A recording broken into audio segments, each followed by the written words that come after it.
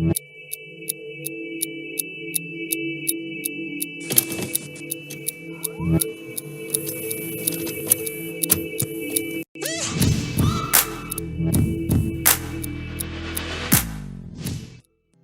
would be nice to have just like some visits, have very open, free-form discussions. It doesn't need to be that you have some problem that you need someone, because a lot of good things happen by accident. We have got so much help from different communities, like the financial part, like Business Finland has helped us, and the Business Tampere has helped us a lot. I think there are kind of like big communities, and first it was Ensimetri before I just started, and later Tribe Tampere, like so many people and so many companies and so many associations has helped us, and all the advice, all the competitions and everything. So I am so grateful for that. Just by you bring people in together and let them have a chat, and then they suddenly realize that, hey, you actually have that, and hey, I could introduce this guy to you, and these kind of things. But they just need that kind of environment where people are able to freely talk about. So it's not about going to see some kind of lecture, but it's much more about this kind of mingling, that you just get people into the same room and get them discussing. The collaboration is the key to everything, and having the channels to collaborate not only within the startup community but also outside the community. For example, the whole Revonte startup probably wouldn't exist as it is now if I hadn't been in the mentoring session with these original two founders, and that just happened because we had this opportunity to meet with each other, and those kind of things are definitely... The message is more about giving back to the community, so I think that makes the community really a lot better and stronger. Since we have an office with the open area, we have good relationships with the startups who are at the same room. We haven't been in so many events that we would know all yet, but then again, if somebody comes and asks for help or tools, either way around, we are going to find a solution. So it's working. Giving back, mentoring, giving workshops, talking about things I know, and try to make them information rich but brief. I think trying to package stuff that you've learned and give it back to those who are thinking that they might want to start. I think that's under this ecosystem, and like public sector funding it, and then the wonderful people here in Tribe and Tampere is doing. So I would say that I'm just grateful for having all this happen. So it would be really important to really have direct channels to learn from the other cultures and other people, and really what we think that is the only way to do the thing is not a global thing to do the things. So exchanging the cultures and people and learning from everywhere, and having chance to really have the discussions with people with very different backgrounds. The most effective way of moving things forward. The more you get people together to talk about whatever, then some things will happen. It doesn't have to be planned. It's basically enough to get people together, have a couple of beers, and everybody's relaxed and starts talking about all kinds of stuff, and then something just happens by sort of accident, but you need to make those accidents happen. So I think from day one we've been in fairly regular contact with, for instance, Business Tampere. It's been helping us in sort of creating these events or communities where companies, customers and suppliers and other companies can get to know each other and maybe come up with some new bright ideas. So kind of helping us to build our network. For startups, crucial resources, what they need or what we need is, first of all, access to talent, and normally cities that have lots of students, and Tampere has that. Definitely I want more students for myself in the team. This is because I really value the knowledge that people have gathered in their work lives, of course. Let's say if you have been working in a software company for the last 10 years, you are really proficient in what you're doing. But still, I'd say in our case, we really need the student experience. We really need that people with some kind of mindset that to ours, that are more daring and are willing to try out new stuff and actually do the innovating that everybody's talking about. The most of the work that I do for the business at the moment is through my own studies, and through those assignments that I have, I'm kind of applying all the problems that I have with my business.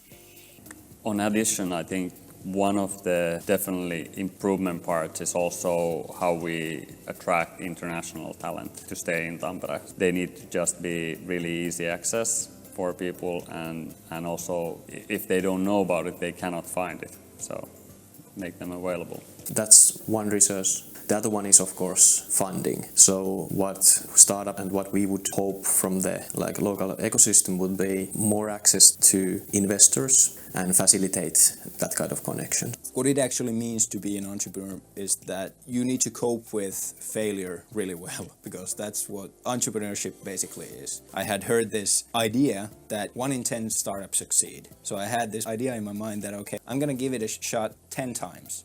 I didn't think in my own head that the first thing was necessarily something that was gonna be the biggest success of my life. Making the connections that one finds to be useful always takes trial and error. So yes, there's obviously a need for it, but it's the networking is the more important part, and then collaborations just come as a result of networking. I do have connections with companies who have started about the same time. We are basically doing a collaboration with the product design. We are helping some other companies and they are helping us, and then we have a really good trust between others, so we don't have to explain what we are specifically doing now for you. They just say that could you do this, and we say yes, and vice versa. So it's really easy working with, so it's about the trust network. And it's mainly companies collaborating together and sitting on one table and answering each other's doubts, and someone knows something better and teaches the others. So collaboration is a key, but it's just about getting the right people on around the same desk. I think collaboration is the key for startups, or at least most of them, because when you're super small, you need other players. Even it might be a startup, or you collaborate with a bigger company to find bigger customers or test your product or service. Then of course these public organizations are important. So collaborating with multiple levels is super important for startups, because otherwise you're just too small. If one startup has some sort of network, their tight collaboration between the startup, all the time the network is a lot larger. I think that's when it comes to the ecosystem thinking, it's important to have a collaboration, because as I said, every time you have a discussion, you learn something new. That's why we have a lot of discussions with certain different stakeholders. I think collaboration is good in all cases. One key thing is connecting with other cities even more, that we have good connections and easy to talk, whoever is in Tampere or in Helsinki. It would be stupid to say that there is no competition, but I rather look at who can work with us and with who we can work together. Like I said, if somebody is lying exactly to the north and we are northeast, why we do not combine our knowledge and make, for instance, combine product or whatever, collaboration. One word. You need to talk with others of your ideas, and I guess that's the only way to take it further. It's not really an ecosystem work anymore, then it's about, the individual startups. And of course, it's not always, it's not, for everyone, it's not a business venture, it's for someone, it's a lifestyle. And I'm facing that, okay, we've got this idea and we keep this idea, and it sometimes makes it difficult to adjust and do cooperation.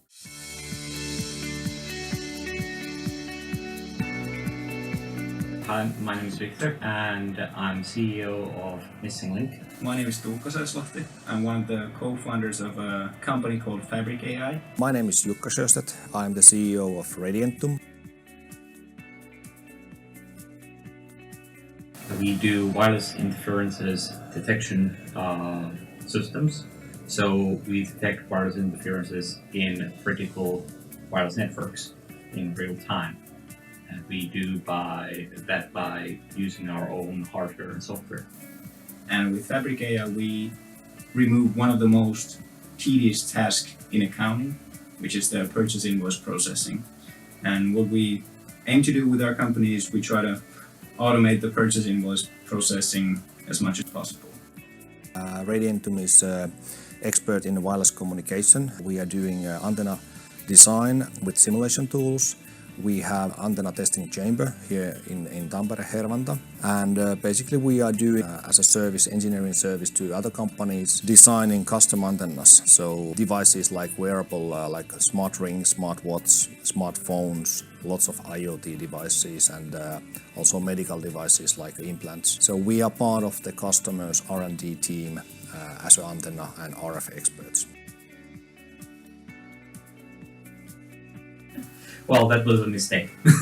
So the idea came originally from head of department at ICT in University of Applied Science. So there was this head of department of ICT, and he was thinking of getting surveillance system, but relies on GSM or some other telecommunications to send the alarm message.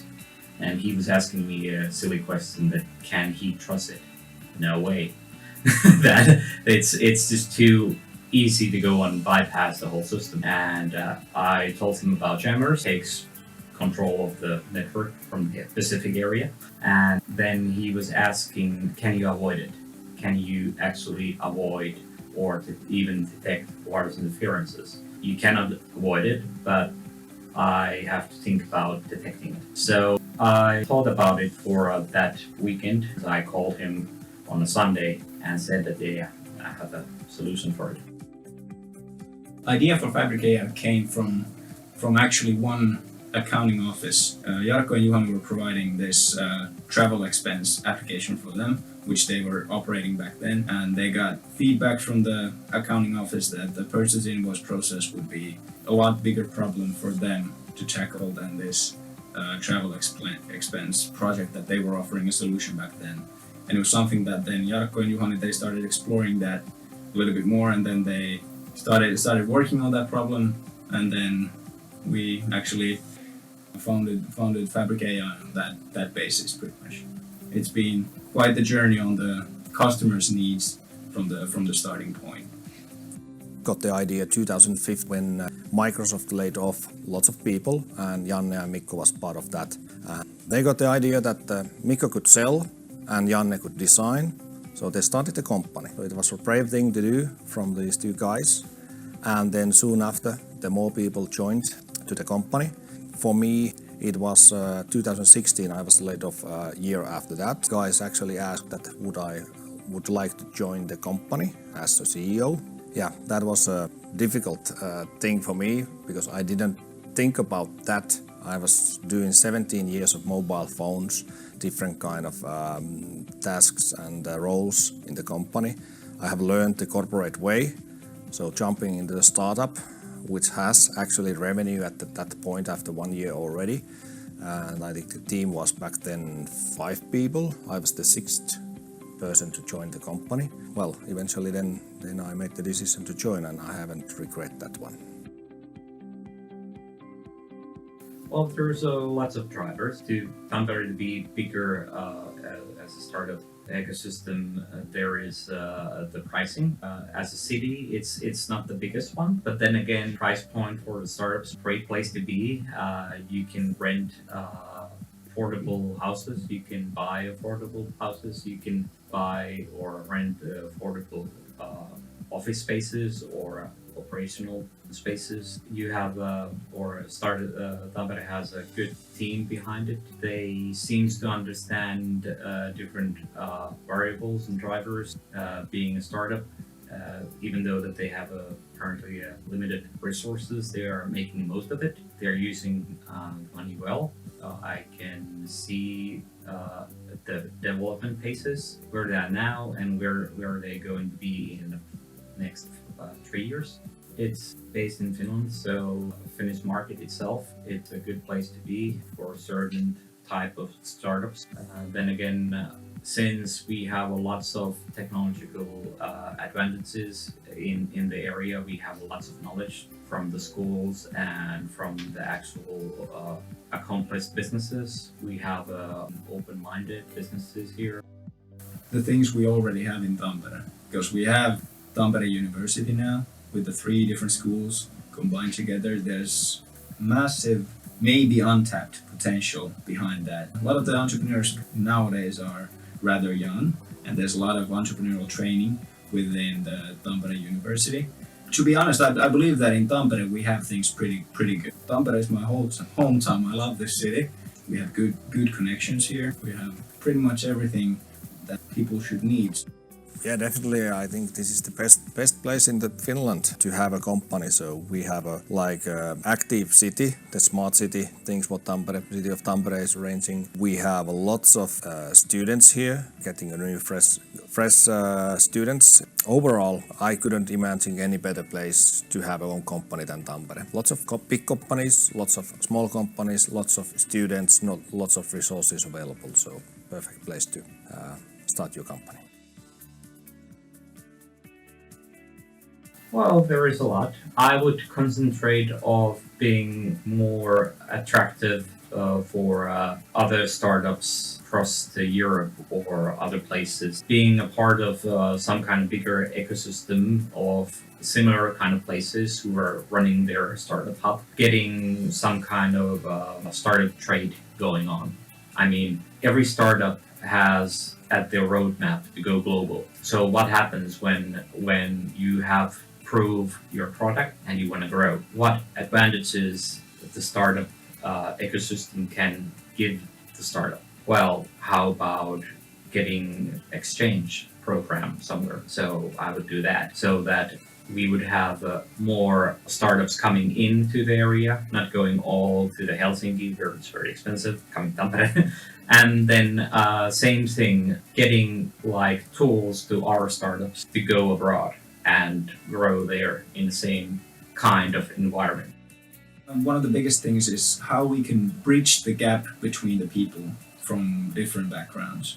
So, for example, students in TUT from the technical side, how we can get those people connected with people who have a bunch of crazy ideas, and how we can bring those people together and make them share the same dream and actually make it happen. I personally believe that if you want to do something great, you have to have the right people around you, because it's impossible for one person to know how to do all the different things in high level. So you need to have specialized people who have specialized talents, and that's the starting point on actually how you can build a team that is capable of performing at a really high level and make something great happen. Usually startups, when they start from zero, they don't have the office space. Where can they find that office space that is at a good location, that is relatively affordable, so they can afford it? Because if you're not creating income and you have to pay X amount of euros every year, you have quite a heavy overhead already in that setup. So I'd say that creating and nurturing a certain type of atmosphere is really important and crucial. Of course, the visibility and the international cooperation. So the more visibility you can provide, whatever means that is, it's always good. In the early days, what I felt challenging was that there was lots of place where you could get advice. So there was all kind of asymmetry, startup community, City and Kela and their office. So this was a bit frustrating, that you go somewhere, you get advice, and somebody advises you to do something, and then the different place you get different kind of advice. So that's the thing, that you have to combine this information and make your own decision what you are doing. So if somebody can really make this, let's say, call it bureaucracy, more easier for the startup, it would be much more easier for the first steps to understand how the company should be established, what you have to do, who can help from that. But to attract more, I think it's the visibility, collaboration with the companies, and collaboration with the international accelerator programs or other things. That makes definitely us attractive. And then, of course, positive news, whatever that is.